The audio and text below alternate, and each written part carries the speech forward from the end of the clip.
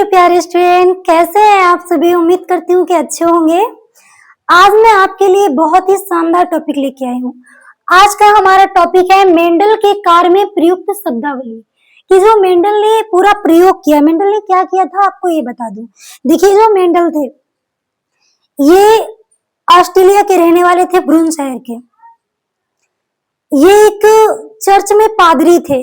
वहां चर्च में जो गिरजाघर में जो गार्डन था ना, वहां पे इन्होंने एक मटर के पौधे पर अपने प्रयोग किए। ये प्रयोग इन्होंने वंशागति, इन्होंने देखा, इन्होंने जानना चाहा कि आखिर में माता पिता से लक्षण संतान में कैसे जाते हैं और कौन कौन से लक्षण जाते हैं। अगर किसी दो विपरीत जनक के बीच में क्रॉस करवाया जाएगा तो कौन सा लक्षण बच्चे में जाएगा, किस प्रकार से जाएगा। ये सारी जानकारी लेने के लिए इन्होंने एक मटर के पौधे पर अपना प्रयोग शुरू किया। लगभग 18 साल बहुत कड़ी मेहनत की इन्होंने। इसके बाद में रिजल्ट निकाला। जब इन्होंने अपना रिजल्ट दिया बच्चों, तो जो वैज्ञानिक थे उन्होंने इनके रिजल्ट को एक्सेप्ट नहीं किया, समझ ही नहीं पाए कि आखिर में इन्होंने क्या खोजा है। लेकिन बाद में इनके जो नियम थे, जो इन्होंने परिणाम निकाला था, उसको बाद में वैल्यू दी गई। तो हम समझते हैं कि इन्होंने कौन कौन सी शब्दावली प्रयोग की, अपने पूरे कार्य में क्या क्या शब्द प्रयोग किए। देखिए, अगर मैं आपको चैप्टर पढ़ाती हूँ तो आपको पक्का समझ में नहीं आएगा, सारा कुछ ऊपर से ही निकल जाएगा। क्योंकि आपको ये चीजें पता होनी पहले जरूरी है। अच्छा, जैसे कि आप डॉक्टर बनने जा रहे हो तो पहले आपको क्या पता होना चाहिए? पहले आपको मालूम होना चाहिए कि निडल क्या है, इंजेक्शन क्या है, बोतल क्या है, मतलब कि किसमें हम दवा डालेंगे, किसमें भरेंगे, किसमें टांगेंगे। ये सारी चीजों के बारे में आपको पता होना चाहिए, किससे क्या होता है, तभी तो आप समझेंगे, तभी तो आप उस कार्य को अच्छे से कर पाएंगे। तो ठीक वैसे ही मैं आपको इस शब्दावली क्लियर करूंगी, इसके बाद में चैप्टर पढ़ाऊंगी। देखिए, यहाँ पे लिखा है नंबर 1 पे वंशागति। तो हम समझते हैं कि वंशागति क्या होता है। बच्चों, एक पीढ़ी से दूसरी पीढ़ी में लक्षण जाना वंशागति कहलाता है। जैसे आप देखते हैं, मैं आपके माता पिता का एग्जाम्पल ले लूं तो आप खुद जानते हैं कि आप में कुछ लक्षण हैं जो माँ के होंगे और कुछ लक्षण हैं जो पिता के होंगे, है या नहीं है। या आपको बता दूं कि जब किसी के यहाँ बच्चा जन्म लेता है तो जो भी देखता है तो वो तुरंत बता देता है कि अरे ये बच्चा तो अपनी माँ पे गया है, ये अपने पिता पे गया है। फिर धीरे धीरे वो बच्चा बड़ा होने लगता है, उसकी गतिविधियां देखते हैं लोग तो कहते हैं कि अरे इसका लक्षण बिल्कुल इसके पिता पे गया है, ऐसे ही इसकी माँ करती थी। तो ये क्या है? ये वंशागति है। ये है अनुवांशिक लक्षण जो माता पिता से बच्चे में गया है। बात समझ में आ रही है या नहीं आ रही है? तो वंशागति क्या है? एक जनक से लक्षण संतान में जाना, फिर उस संतान से जो संतान बनेगी उसमें जाना। मतलब एक वंश से दूसरी पीढ़ी में, एक पीढ़ी से दूसरी पीढ़ी में लक्षणों का जाना क्या कहलाता है? वंशागति कहलाता है। इतना क्लियर हुआ आपको? और समझो, नंबर 2 है अनुवांशिकता। प्यारे बच्चों, मैं यहाँ पे बता दूं, जैसे कोई ये एक पीढ़ी है, ये माता पिता हैं, 2 जनक हैं। अब इन दोनों के मिलने से, ये माता पिता है, इन दोनों के मिलने से एक संतान उत्पन्न हुई। तो यहाँ पे दोनों के लक्षण इस संतान में जाएंगे या नहीं जाएंगे। फिर ये संतान बड़ी होगी, लड़का है या लड़की है, जो भी हो, इसका विवाह होगा तो इसका पार्टनर। अब ये दोनों जब संतान उत्पन्न करेंगे तो इन दोनों के लक्षण इसमें जाएंगे या नहीं जाएंगे, आप बताइए। तो ये क्या है? पीढ़ी है। एक पीढ़ी से दूसरी पीढ़ी में लक्षण का जाना, एक पीढ़ी से दूसरी पीढ़ी में लक्षण पहुंच रहे हैं, तो ये है वंशागति। और समझते हैं आगे। देखिए, अब हम बात करते हैं अनुवांशिकता क्या है। बच्चों, अनुवांशिकता क्या है? अनुवांशिकता ये है कि जीनों मतलब लक्षण का एक पीढ़ी से दूसरी पीढ़ी में जाना अनुवांशिकता है, सॉरी वंशागति है।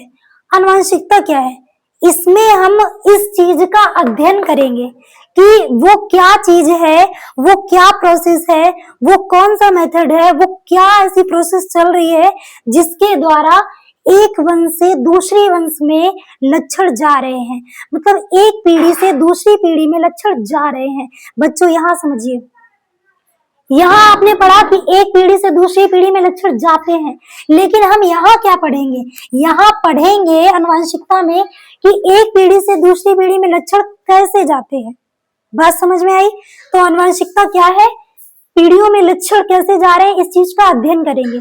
और यहाँ पे जीन, जीन क्या है, जीन वंशागति जो ये लक्षण जा रहे हैं इसका जाने का कोई कारण होगा, होगा ही नहीं होगा।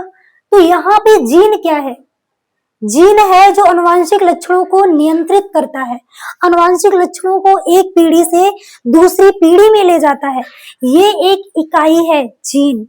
समझ में आया? आगे बढ़ते हैं।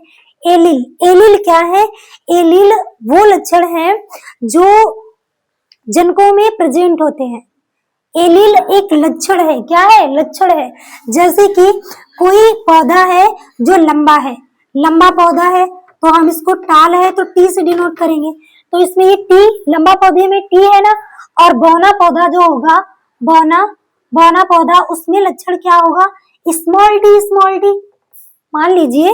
तो ये क्या है, ये एलील है, ये क्या है बेटा, ये एलील है। इतना समझ में आया? अब हम आगे बढ़ते हैं। अब जब आप आगे पढ़ेंगे आनुवंशिकता, पूरा चैप्टर पढ़ेंगे, तो वहां जब मैं बोल दूंगी एलील तो आपको समझ में आ जाएगा कि एलील क्या है, किसी जनक में प्रेजेंट लक्षण है। और जीन क्या है, जीन लक्षणों को नियंत्रित करने वाली इकाई है। आनुवंशिकता क्या है, लक्षणों का एक पीढ़ी से दूसरी पीढ़ी में जाने का अध्ययन करना क्या है, आनुवंशिकता है। वंशागति क्या है, वंशागति ये है कि एक पीढ़ी से दूसरी पीढ़ी में लक्षण जाना वंशागति कहलाता है। समझ में आया? अब आगे बढ़ते हैं। देखिए अब हम बात करेंगे प्रभावी गुण। प्रभावी गुण क्या होता है, देखिए अब हम एक समझाएंगे एग्जाम्पल देकर, समझिए यहाँ पे कि एक ये लंबा पौधा है, ये क्या है, लंबा पौधा, और ये बौना पौधा है। अब ये लंबा पौधा और बौना पौधा जब दोनों में क्रॉस करवाया गया, क्या करवाया गया, क्रॉस करवाया गया, तो लंबे के लक्षण गए और बौने के लक्षण गए, गए या नहीं गए? तो एक लक्षण लंबे का गया, एक लक्षण बौने का गया, क्योंकि जो बच्चा होता है, संतान होती है, जनक का 50% लक्षण संतान में जाता है। तो यहाँ पे 50% टी हो जाएगा, 50% स्मॉल टी हो जाएगा। तो ये क्या है, ये बात कर रही हूं मैं, ये दोनों एलील हैं, ये एलील है। अब मैंने बात किस चीज की है, मैं समझा क्या रही हूँ, प्रभावी गुण। तो जब मेंडल ने एक लंबे पौधे और एक बौने पौधे का क्रॉस करवाया, तो उन्होंने पाया कि सारे पौधे लंबे लंबे लंबे लंबे उनको प्राप्त हुए। तो यहाँ पे जब लंबा पौधा बौना पौधा मिला तो लंबा पौधा बना, क्या बना, लंबा पौधा। तो ये लंबा पौधा क्या है, इसमें तो गुण तो बौना वाला भी था, लेकिन दिखाई क्या दिया, लंबा पौधा। यहां से ये क्लियर होता है कि ये जो लंबा है, जो टी वाला गुण है, जो लंबा वाला गुण है, ये प्रभावी गुण है। कैसा गुण है, प्रभावी। बस यही है बेटा प्रभावी गुण। अगर इसको कुछ थोड़े से शब्दों में बोलना चाहे तो ऐसे बोलेंगे, जो विषम युग्मजी जनक होते हैं, विषम युग्मजी लक्षणों में जो लक्षण प्रभाव दिखाए, जो लक्षण दिखाई दे, वो होता है प्रभावी गुण। क्या होता है वो, प्रभावी गुण। ये समझ में आया? अब हम आगे बढ़ते हैं। अब समझते हैं, ये आपने समझ लिया कि प्रभावी गुण क्या है। अब इसी में हम बताएंगे कि अप्रभावी गुण क्या है। अब ये क्या है, ये मतलब कि लंबा बौना, ये दो विषम युग्मजी हैं। विषम युग्मजी है क्यों, क्योंकि इनका युग्मक लंबा है, इनका युग्मक बौना है, दोनों अलग अलग युग्मक है, तो दोनों मिलेंगे यहाँ पे तो ये एक संतान बनाएंगे। अब इसमें क्या हुआ कि लंबी संतान बनी है, तो मतलब जो प्रभावी गुण है वो लंबा है, जो प्रभावी गुण है वो लंबा है। और यहाँ पे जो बौना गुण है, जो ये स्मॉल टी है, ये गुण अप्रभावी है। प्यारे बच्चों, ये गुण तो दिखाई ही नहीं दे रहा है क्योंकि पौधा लंबा दिख रहा है। ये बात क्लियर हुई कि प्रभावी क्या है और अप्रभावी क्या है, इतना समझ लिया। अब हम आगे बढ़ते हैं। अब आगे हम बढ़ रहे हैं और आपको ये समझा रहे हैं कि जीनोटाइप क्या होता है। प्यारे बच्चों, मैंने ये समझ लिया, ये समझ लिया। अब हम समझेंगे जीनोटाइप। जीनोटाइप, ये जीनोटाइप क्या होता है किसी जीव की जीनी संरचना जीनोटाइप कहलाता है। क्या कहलाता है? जीनोटाइप कहलाता है। किसी जीव की जीनी संरचना, कोई जीव है उसके जीन में क्या लक्षण है, क्या गुण है, उसकी क्या संरचना है, वो क्या कहलाएगी? जीनोटाइप। समझ में आया? किसी जीव की जीनी संरचना, कौन सी जीनी संरचना? जीनोटाइप कहलाता है। क्या कहलाता है? जीनोटाइप। प्यारे बच्चों, किसी जीव की जीनी संरचना जीनोटाइप कहलाता है। समझ में आया? अब हम नेक्स्ट समझते हैं कि जीनोटाइप समझ लिया, फिनोटाइप क्या होता है। देखो यहाँ पे फिनोटाइप। अब हम बात करते हैं फिनोटाइप की। फिनोटाइप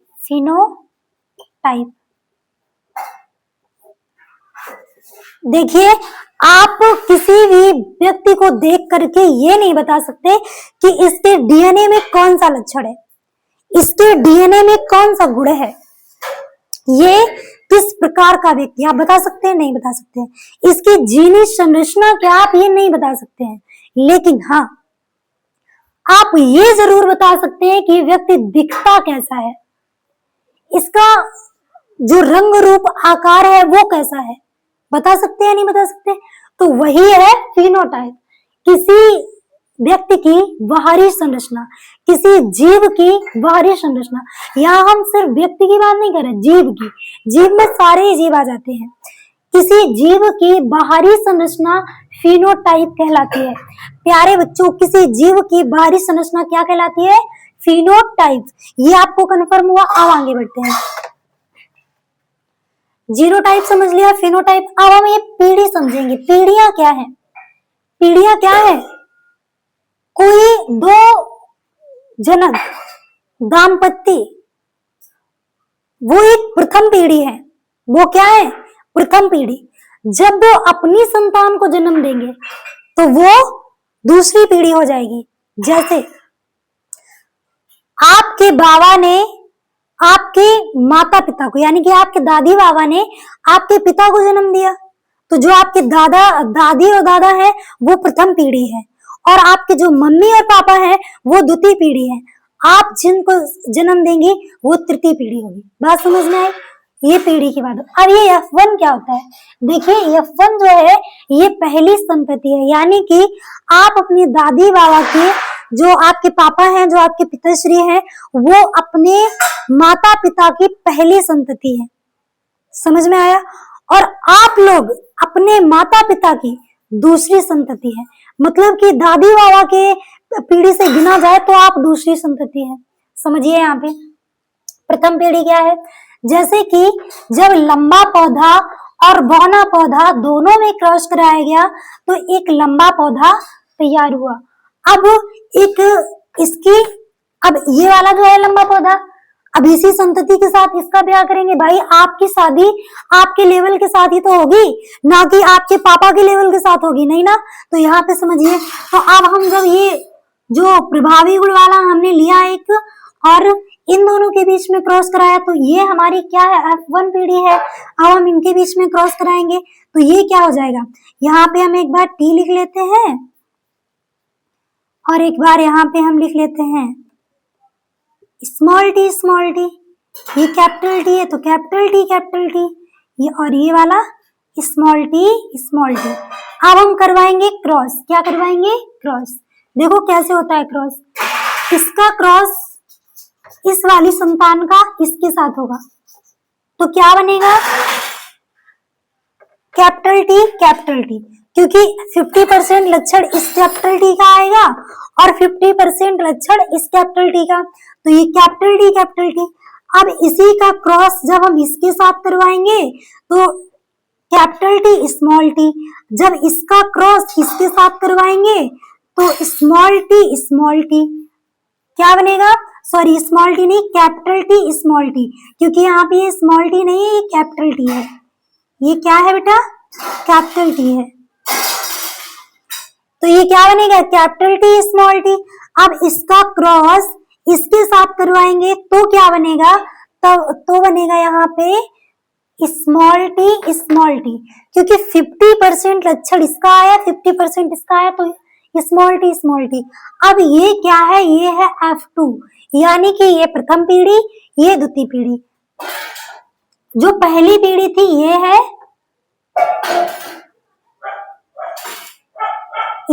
पीढ़ी, जनक पीढ़ी, जनक पीढ़ी। और ये F1 है, ये F2 है। बात समझ में आया? इतनी चीज आपको क्लियर हो गई। मैंने आपको यहाँ पे मेंडल के कार्य में प्रयुक्त शब्दावली पूरा यहाँ पे क्लियर कर दिया है। अगर आपको अब भी ये समझ में ना आया तो मैं दोबारा समझा सकती हूँ। एक बार ध्यान से इस वीडियो को देखिए, आपको ये पूरा क्लियर हो जाएगा। जब आपको ये क्लियर हो जाएगा तो फिर वंशागति जो चैप्टर है ये आपको बहुत ही इजीली समझ में आ जाएगा। धन्यवाद।